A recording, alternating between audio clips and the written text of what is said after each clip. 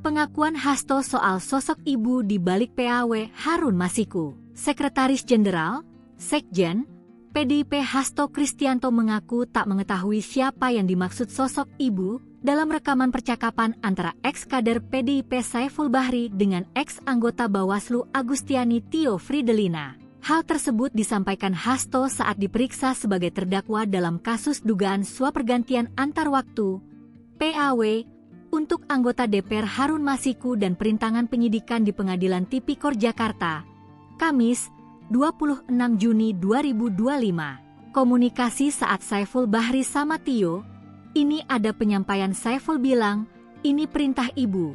Nah ini ibu yang terdakwa pahami siapa? Tanya jaksa.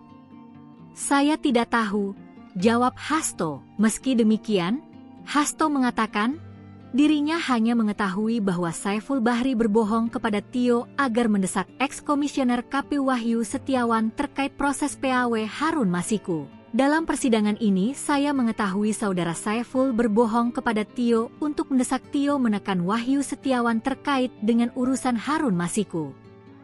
Itu saya tahu di fakta persidangan, ujar dia. Jadi, yang tahu isinya Saiful. Saya memang tidak tahu itu.